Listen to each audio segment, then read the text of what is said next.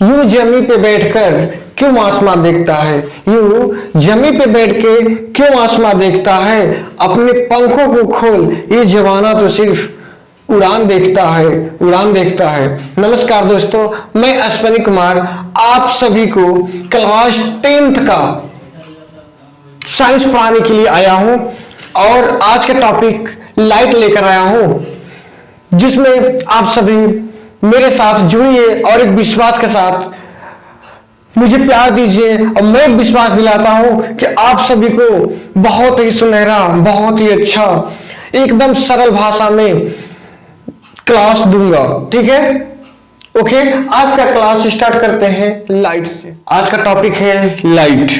Light के बारे में आज विस्तार से आप सभी को बताएंगे। लाइट में आज हम पढ़ेंगे प्रकाश, प्रकाश के स्रोत, प्रकाश के गुण, प्रकाशिक माध्यम और प्रकाश किरण, ये सब क्या होते हैं, इस पे आज विस्तार से चर्चा करेंगे एकदम सरल भाषा में। आप सभी को कोई इसमें कंफ्यूजन नहीं रहेगा। आप लोग बेझिझक इस वीडियो को पूरा देखें और शुरू से अंत तक देखने के बाद खुद ही कहेंगे कि नहीं सर, मुझे पूरा समझ में आ गया। मैं विश्वास दिलाता हूं, एक बार इस वीडियो को देखें और आपका ये प्रकाश एकदम पेपर तक के लिए कोई कंफ्यूजन नहीं, एकदम एक बार में ही पूरा साफ हो जाएगा ये। चलिए मैं आज स्टार्ट करता हूं लाइट पे। गुड मॉर्निंग फ्रेंड्स, मैं अश्विनी कुमार आप सभी को साइंस का टॉपिक लाइट लेकर आया हूं। आप सभी को लाइट में प्रकाश, प्रकाश के स्रोत, प्रकाश के गुण, प्रकाशिक माध्यम और प्रकाश किरण, इन पे चर्चा करेंगे आज। और आज के एक ही वीडियो में आपका पूरा कंफ्यूजन दूर, एक ही वीडियो में आज पूरे कंफ्यूजन के साथ आज आपके दिमाग में ये चीज़ें ऐसे जाएंगी जैसे मानिए कि आज के बाद इसका टेंशन ही नहीं है। लाइट हम कहते हैं, लेकिन आज लाइट का पर्दाफाश कर देंगे। आज लाइट की सारी हेडिंग के साथ आज आपको प्रकाश का परावर्तन भी इसी वीडियो में देखने को मिलेगा। तो आज स्टार्ट करते हैं पहली पॉइंट लाइट से। तो प्रकाश में देखेंगे कि इसका डेफिनेशन क्या है। प्रकाश वह माध्यम है जिसकी सहायता से हम किसी वस्तु को देख पाते हैं। दरअसल ऐसा क्यों होता है कि जब कोई प्रकाश की किरण जब चलती है तो वह किसी वस्तु से टकराती है और टकराने के बाद क्या होती है कि वह हमें परावर्तन होके, जो उसकी रोशनी होती है परावर्तन होके हमारी आंखों तक पहुंचती है, जिसके बाद हमें वस्तु दिखाई देने लगता है। तो यहाँ पे आप लिख लेंगे कि प्रकाश का वह माध्यम या वह माध्यम जिसकी सहायता से हम किसी वस्तु को देख पाते हैं। ठीक है, आगे हम प्रकाश स्रोत हमें विभिन्न प्राकृतिक स्रोतों से मिलती है। प्रकाश क्या है, जैसे हमें ऐसी कौन कौन सी वस्तु है जिनसे हमें प्रकाश मिलता है। तो प्रकाश हमें सूर्य से, तारों से, मोमबत्ती, बल्ब आदि चीजों से मिलती है। चलिए, ये क्या होती है, यह दो प्रकार की होती हैं। जैसे पहला दीप्त प्रकाश स्रोत और दूसरा अदीप्त प्रकाश स्रोत। तो दीप्त प्रकाश स्रोत क्या होता है, इसको हम डिफाइन करते हैं। वे प्रकाश स्रोत जो स्वयं प्रकाश उत्पन्न करते हैं दीप्त प्रकाश स्रोत कहलाते हैं। आप लोगों ने देखा, समझते हैं दूसरी भाषा में कि जैसे कोई वस्तु है और वो क्या करती है, स्वयं से उत्पन्न करती है प्रकाश, उसको हम दीप्त प्रकाश स्रोत कहते हैं। जैसे देखते हैं कि सूर्य को किसी रोशनी की जरूरत नहीं होती, वह स्वयं से रोशनी प्रदान करता है। तारे चमकता रहता है तो वहां से हमें स्वयं से रोशनी वो देते हैं हमें। और इसी का विपरीत अदीप्त प्रकाश स्रोत। अदीप्त प्रकाश स्रोत क्या होते हैं, तो ऐसे वे ऐसे स्रोत होते हैं कि जो क्या करते हैं, दीप्त प्रकाश स्रोत से रोशनी लेते हैं और उसके बाद हमें रोशनी को कन्वर्ट करके देते हैं, तो ये अदीप्त प्रकाश स्रोत कहलाते हैं। अब इसको समझते हैं सरल भाषा में। जैसे मानिए कि एक सूर्य हो गया, मान लीजिए यहाँ सूर्य है और यहाँ से सूर्य से हमें क्या मिलता है, एक रोशनी मिलता है, बट अदीप्त वस्तु ये चंद्रमा हो गया, मान लेते हैं चंद्रमा, ये चंद्रमा। तो यहां से रोशनी जब यहाँ पे मिलता है तो ये क्या होता है, चंद्रमा हमें चमकने लगता है।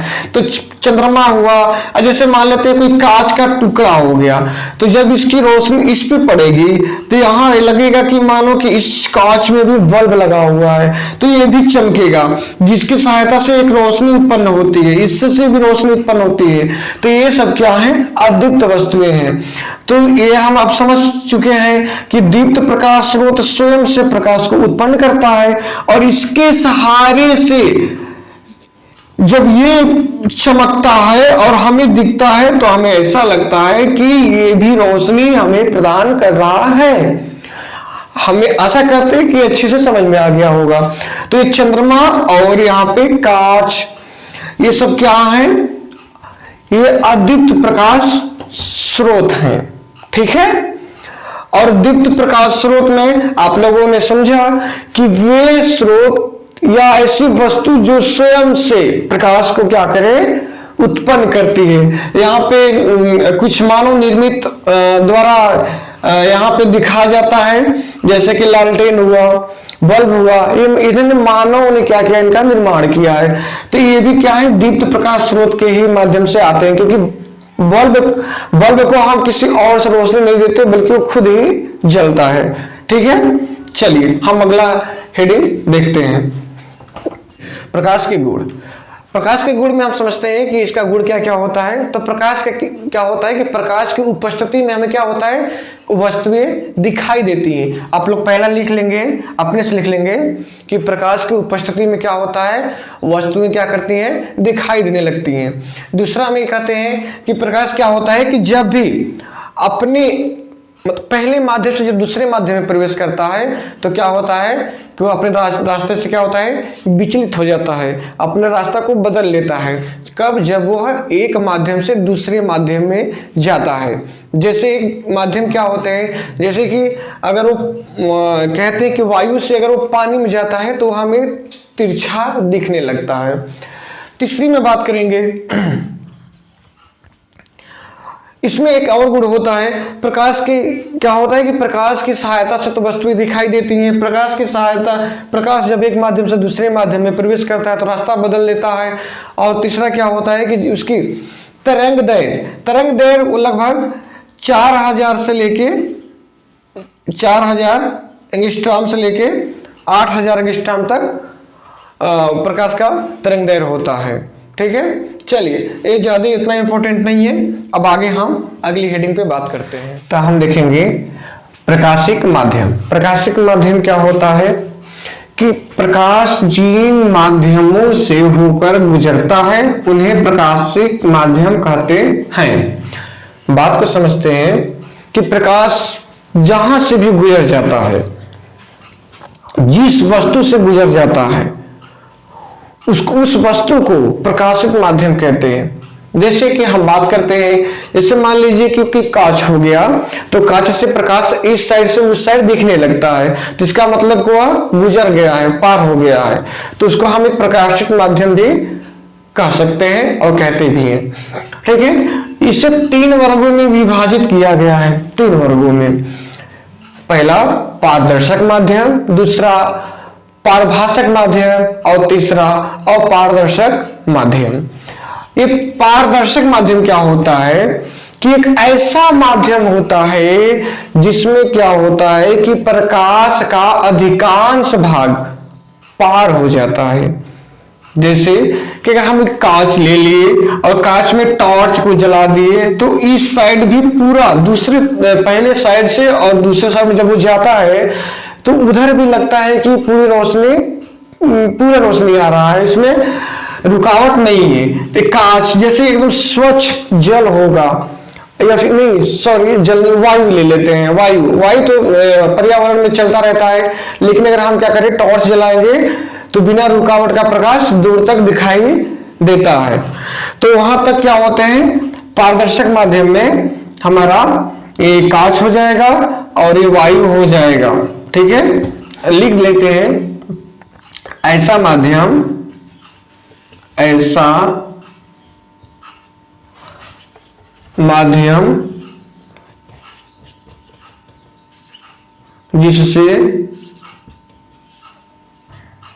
जिससे अधिकांश भाग क्या हो जाता है, गुजर जाता है। ठीक है, जैसे हम कांच और वायु आपको बताए हैं। पारभाषक माध्यम क्या होता है, तो पारभाषक माध्यम एक ऐसा माध्यम होता है जिसमें कोई भी प्रकाश पूर्ण रूप से पूरा नहीं जा पाता है, बहुत कम या धुंधला जाता है। जैसे कि हम बताएंगे, जैसे मान लिया जाए कि यहाँ पे आपको गंदा एक जल मान लेते हैं, अस्वच्छ जल, अशुद्ध जल। ठीक है, अब घिसा हुआ कागज, जैसे मान लेते हैं तेल में घिसा हुआ जो कागज होता है, तेल से घिसा हुआ कागज,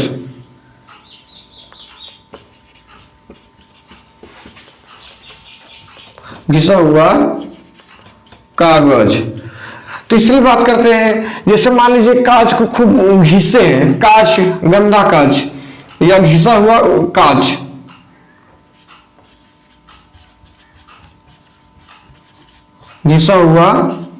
कांच, तो इस सब में क्या होता है कि जब भी आप कोई टॉर्च जला के या कोई सूर्य के सामने भी अगर रोशनी में रखें तो इसमें से क्या होगा कि बहुत कम मात्रा में प्रकाश इस पार से उस पार पहुंचेगा, एक माध्यम से दूसरे माध्यम में पहुंचेगा। जैसे अगर अशुद्ध जल है, गंदा है, तो उसमें साफ साफ प्रकाश पार नहीं हो पाएगा। जैसे तेल से घिसा हुआ कागज है, तो उसमें क्या होगा, इससे कागज आप कभी देखेंगे तो लगेगा कि बहुत थोड़ी मात्रा में प्रकाश कागज के इस तरफ से उस तरफ जा रहा है। इसी प्रकार से घिसा हुआ कांच को अगर खूब हम रगड़ दें तो वो साफ रोशनी को प्रदान दूसरी तरफ ट्रांसफर नहीं कर पाएगा, तो एकदम में बहुत धुंधला। तो इसे कहते हैं पारभाषक का आप डिफिनेशन लिख लेंगे कि एक ऐसा माध्यम जिसमें अधिकांश, यहाँ पे लिखा हुआ था, आप यहाँ पे लिख लेंगे कि ऐसा माध्यम, पारभाषक के लिए लिखेंगे कि एक ऐसा माध्यम जिसमें प्रकाश की जो क्या हो, किरण बहुत कम मात्रा में एक माध्यम से दूसरे माध्यम में जाती है, उसको पारभाषक माध्यम कहते हैं। अपारदर्शक माध्यम ठीक इसी का विपरीत होता है। पारदर्शक में पार हो जाता है और अपारदर्शक में क्या होता है कि बिल्कुल पार नहीं हो पाता। तो एक ऐसा माध्यम जिसमें प्रकाश क्या करता है, एक माध्यम से दूसरे माध्यम में नहीं जा पाता है। ठीक है, उसके मतलब रुकावट बहुत ज्यादा तेजी होती है। जैसे कि मान लेते हैं कि दीवार हो गया, अगर दीवार में एक साइड से दूसरी साइड जा पाएगा, नहीं जा पाएगा। दीवार हो गया मोटा सा, जो घर वाली दीवार होती है, और एक कहते हैं जैसे कोई मान लेते हैं लोहा की चादर या फिर लोहा, ऐसे में जाएगा, लकड़ी, ये सब क्या है, अपारदर्शक माध्यम है। ठीक है, चलिए अगली हेडिंग हम बताते हैं, प्रकाश किरण को देखेंगे। अब प्रकाश किरण में क्या होगा कि जब प्रकाश किसी पारदर्शी माध्यम में सरल रेखा में गमन करता है तब प्रकाश के पथ को प्रकाश किरण कहते हैं तथा प्रकाश किरणों के समूह को प्रकाश पुंज कहते हैं। यहाँ पे हम अपनी भाषा में समझेंगे कि जब प्रकाश की किरण जैसे कि पारदर्शी माध्यम से पार होता है, जैसे कांच से अगर वो पार होता है तो उसके अधिकांश भाग जो पार होते हैं, जो प्रकाश की रोशनी आ रही है जिस सीधा से, एग्जांपल से देखेंगे, जैसे यहां से किरण चली और यहां से फिर पार हो गई कांच से, तो इस माध्यम को, इस रेखा को, इसके पथ को हम क्या कहेंगे, प्रकाश किरण कहेंगे। ठीक है, तथा यहाँ देखेंगे कि प्रकाश किरणों के समूह को प्रकाश पुंज कहते हैं। अब यहाँ समझिएगा कि प्रकाश की किरणों को, जैसे कि यहाँ जैसे कई किरण चल रहे हैं, कई किरण हैं, तो इनका एक समूह बना, तो इस समूह को क्या कहेंगे? प्रकाश पुंज कहेंगे। क्या कहेंगे? प्रकाश पुंज कहेंगे। आगे प्रकाश पुंज को 3 भागों में डिवाइड किया गया, अपसारी प्रकाश पुंज, अभिसारी प्रकाश पुंज और समांतर प्रकाश पुंज। तो हम देखेंगे कि अपसारी प्रकाश पुंज क्या होता है, एक कौन सा पथ होता है।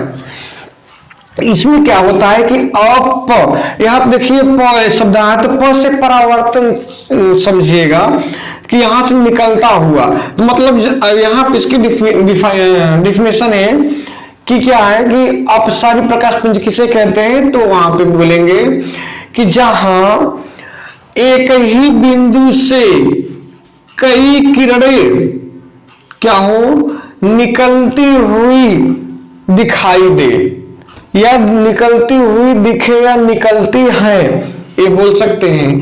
तो जहां पे एक ही बिंदु से कई किरणें क्या हो, निकलती हुई दिखे या निकलती हैं, वहां हम कहते हैं अपसारी प्रकाश पुंज।